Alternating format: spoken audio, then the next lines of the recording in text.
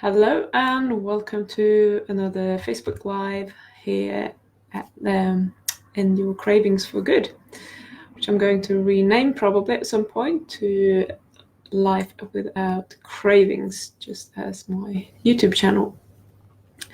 So today I wanted to talk a little bit about sugar detox meal plans and what you need to look out for when you are searching the internet, trying to find a good meal plan to go on a so-called sugar detox. So before we continue, let me just start with how much I hate the word detox. Hi Louise, nice of you to join me. Detox or detoxification, which is short for, is a process of removing toxics from your body.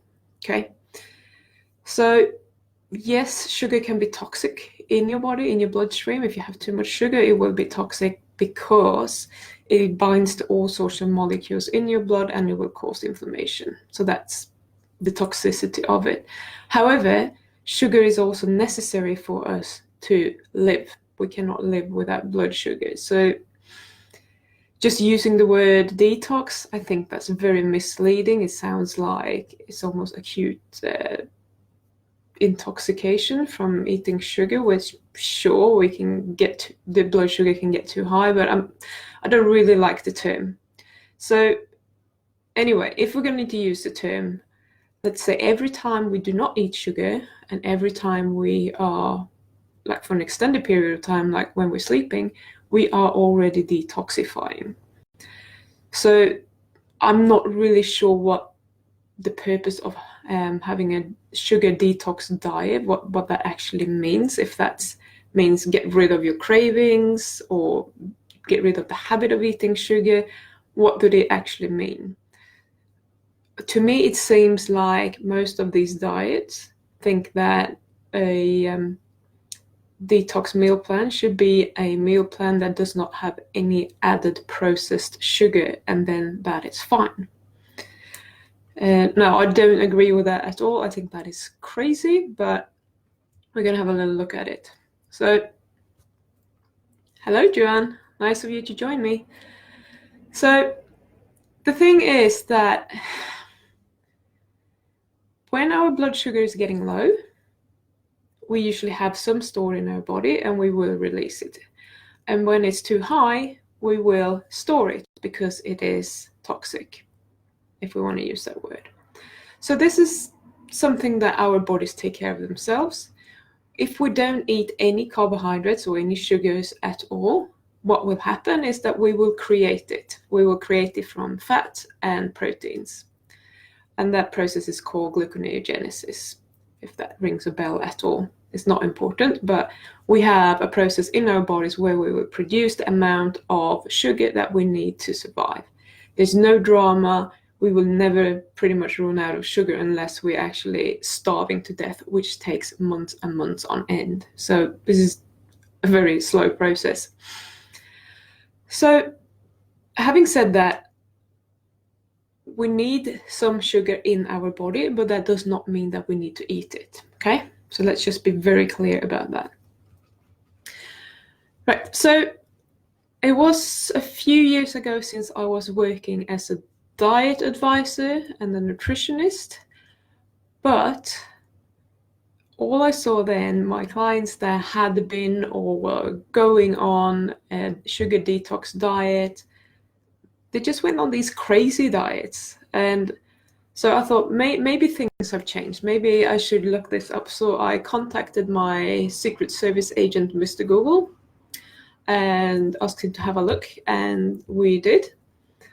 And unfortunately, it doesn't seem to be any better whatsoever now.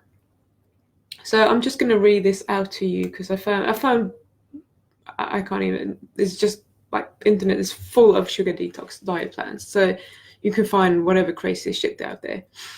But one suggested that we, first of all, would drink fruit or berry flavored water. Now, why on earth would you add sugar to perfectly fine water that you can drink as it is? We're designed to drink water. We're not designed to drink soda or fruit juices or berry or fruit flavored water. Why can't we just take the thing that we are supposed to drink, the thing that is the most healthy thing that we can drink, and just drink that? Why do we have to make everything so fancy? Do I have to add some fruit or berries to my water to attract clients to this crazy diet? Because then they will feel like, yeah, I can drink something that tastes nice. Food is not here to entertain you. When we're using food as entertainment, we get sick and we get fat and we overeat and we don't feel good. Okay? So let's just be very clear about that as well.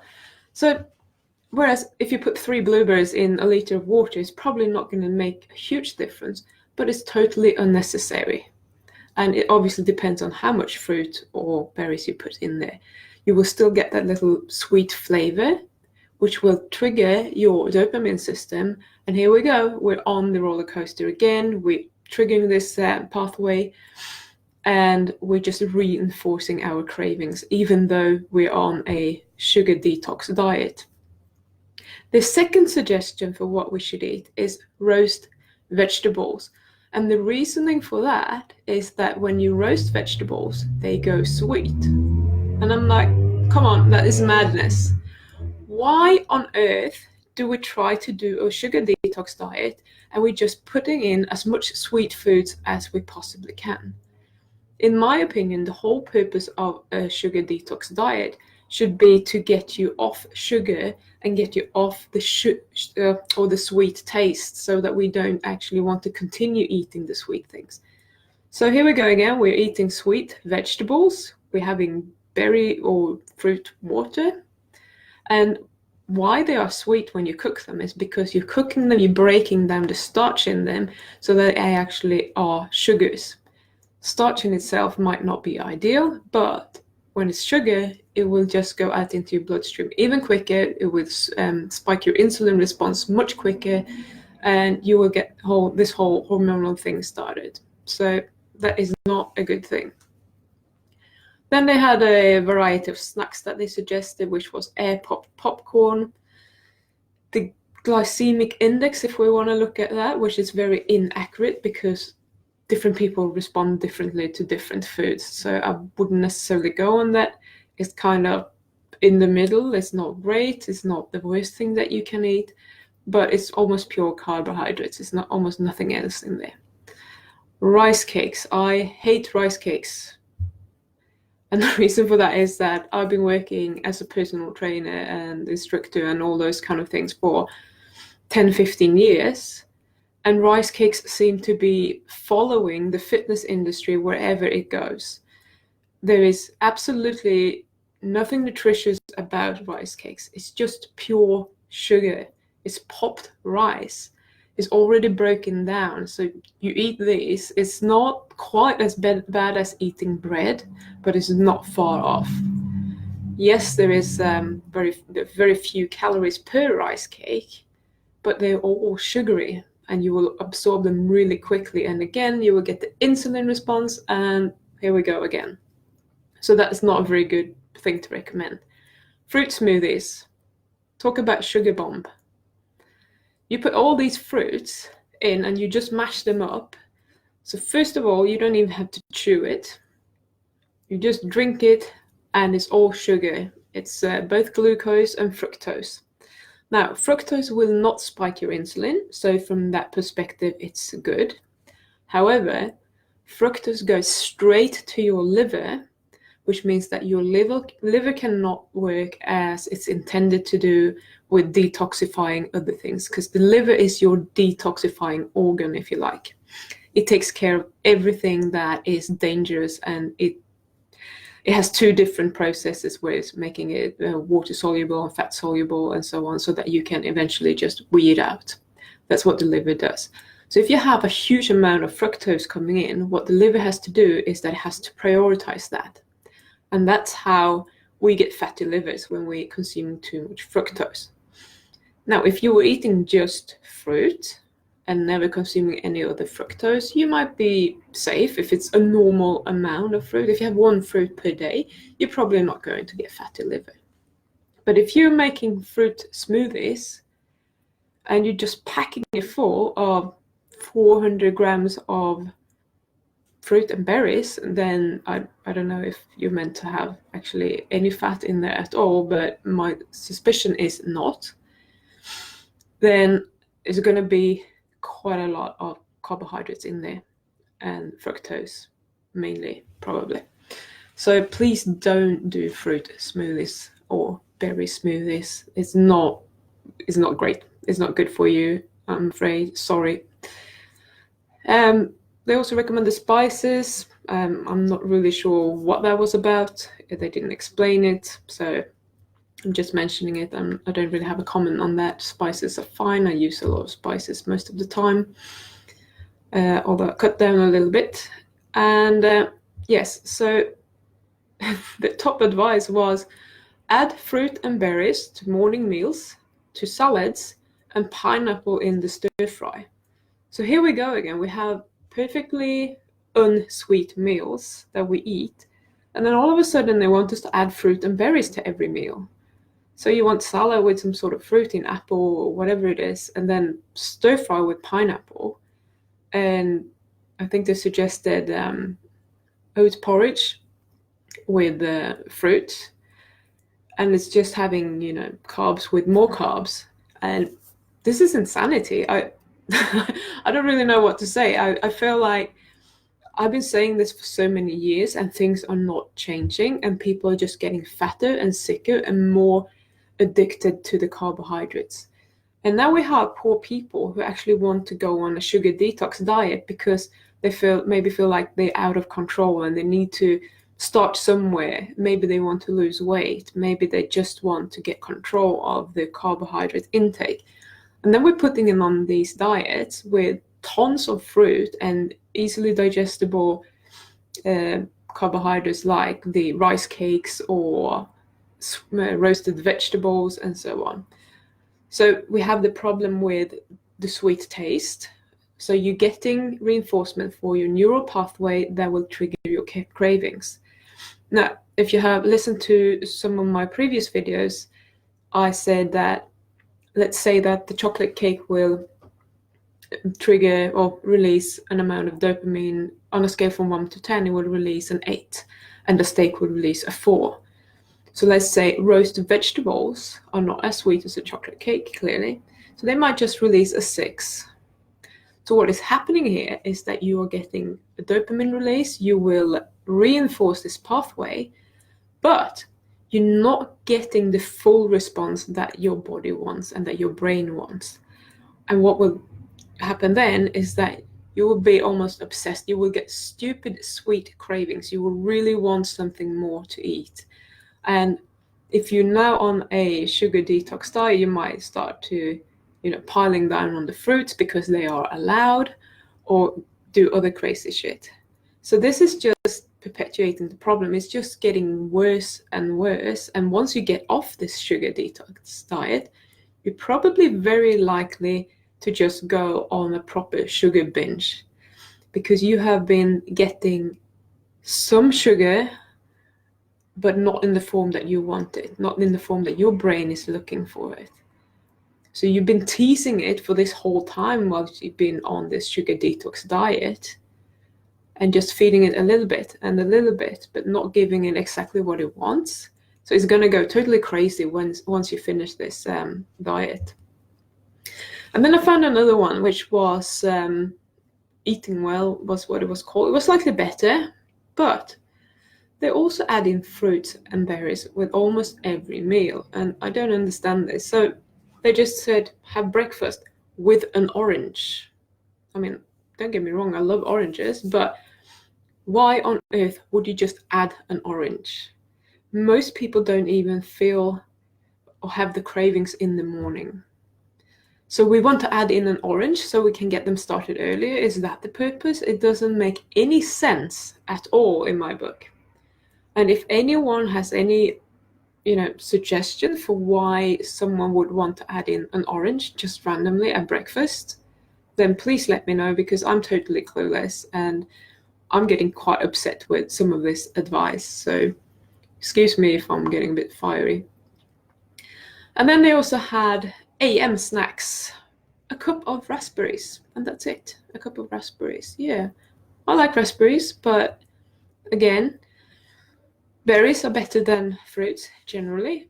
But raspberries are quite sweet, and a cup of them, that is quite a lot of raspberries, and you don't have anything else with them, you are going to get a pretty large dose of fructose probably.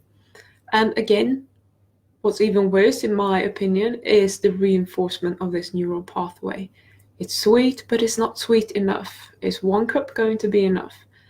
I know for me, I like fruit, I like berries, but I never have cravings for them. Every now and then I might be, oh, an orange would be nice or something, but that's very, very rare. What I have cravings for is the real shit. It's the real sugar. It's the chewy, caramelly things, or Ben & Jerry's cookie dough ice cream. I don't have cravings for fruit. So to try and just eat a lot of fruit, it doesn't take that away, because the only thing that can satisfy your craving is the real deal, okay? And lunch, veggie soup with a bagel and avocado. I rest my case. Veggie soup, now it didn't actually stipulate whether they were chunky bits of vegetables or whether they were all mixed up. Either way, they're well cooked, so the starches that were in there are probably very sugary by now, so this is going to go out in your bloodstream very quickly. And then you have a bagel. Bagel has a glycemic index around, close to sugar. Bagels are not good. Bread is not good at all. Anything wheat will digest really quickly, will raise your insulin really quickly, and it is very addictive. So to put any sort of bread into a sugar detox diet, that is total madness to me.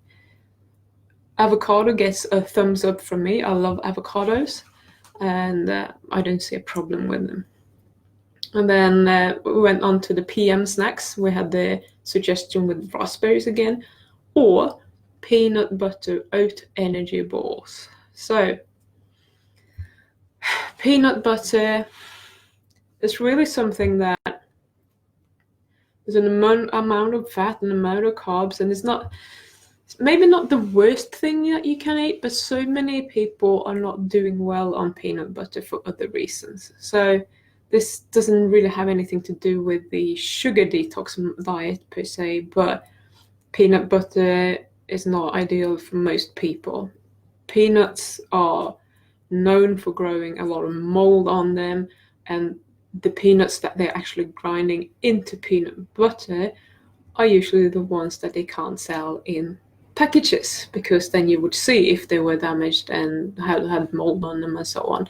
So peanut butter is much more likely to have more mold toxins in them, for example, and other things. So if you're going to do any kind of nut butter, I pretty much say make it yourself. That is the safest way of consuming such things. Oats, I'm not a fan of oats. Yes, they got some things that are supposed to be good for blood pressure and so on, but nah, it's just too many carbohydrates, and they just you digest them too quickly. They raise insulin too quickly. I'm sorry, I'm not a fan. And then it was chickpeas. Not a huge fan. I wouldn't choose it. I would just go for some salmon, a steak, whatever, some sort of meat. I would just stick to the low carb alternatives. So I just want to say, what the actual fuck is going on? Now I said it. This is the first time I say the F word on my Facebook chats, but this is really, I feel really upset by this, and this is actually one of the reasons that I got so sick of teaching nutrition, that all this bad advice is just following us, and it's handed out all over the place, all the magazines, all over the internet, and it's basically brainwashing people into believing these things, because the more times you hear something, the more people are repeating it to you, the more you're going to think that is true. So even if you were a skeptic in the beginning, if you hear 10 different people talking about it, you're going to start believe them, because Why would so many different people talk about it if it wasn't true? And that's just because they're all reading little snippets here and there, and eventually we start talking about it.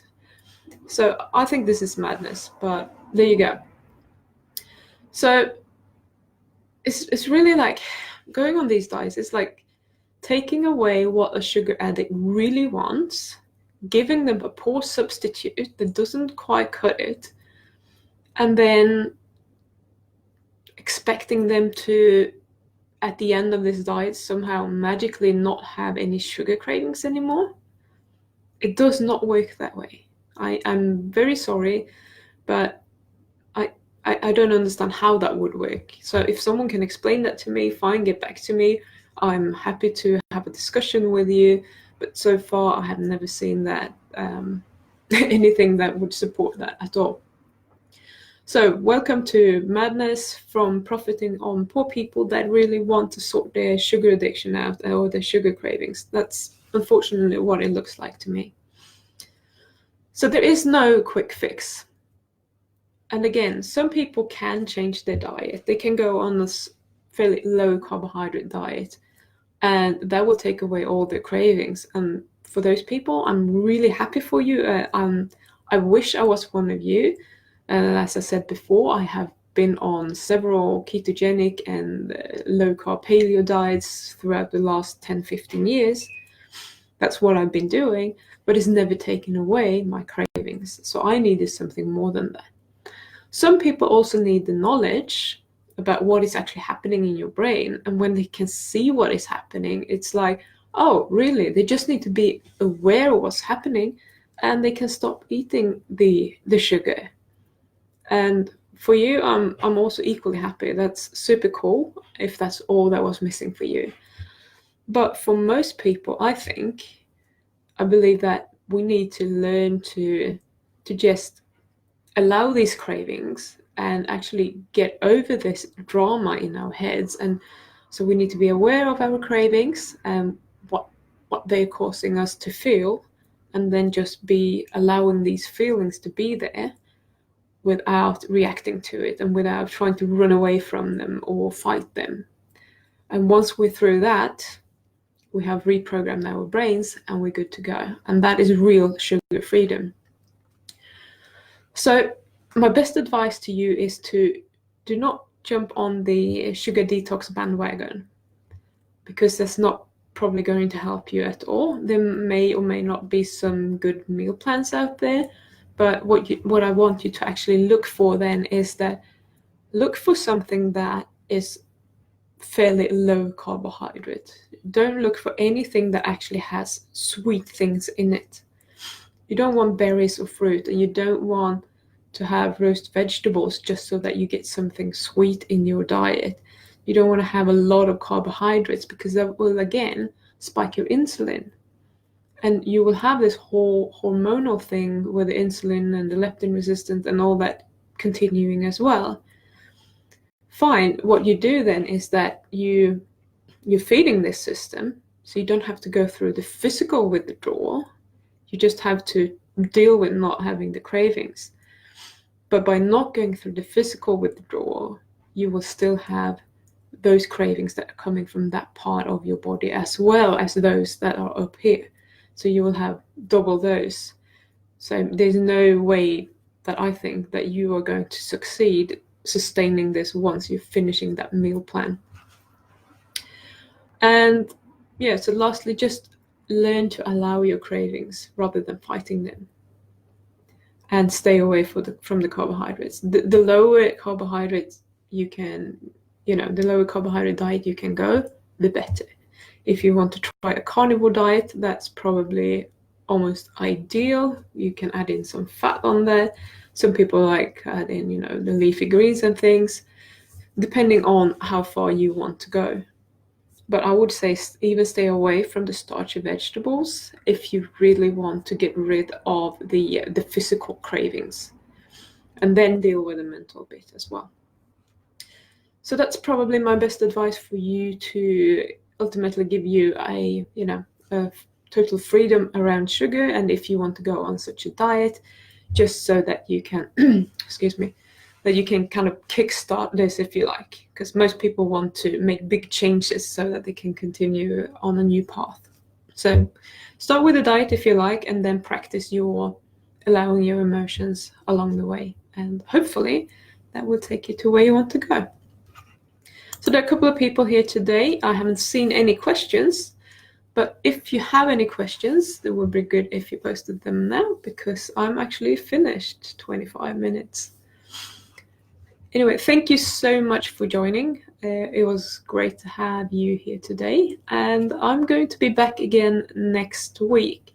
So this week I did one in the morning and one in the evening, so it seems I might do the same thing next week. Thank you very much for being here, and I'll see you next week.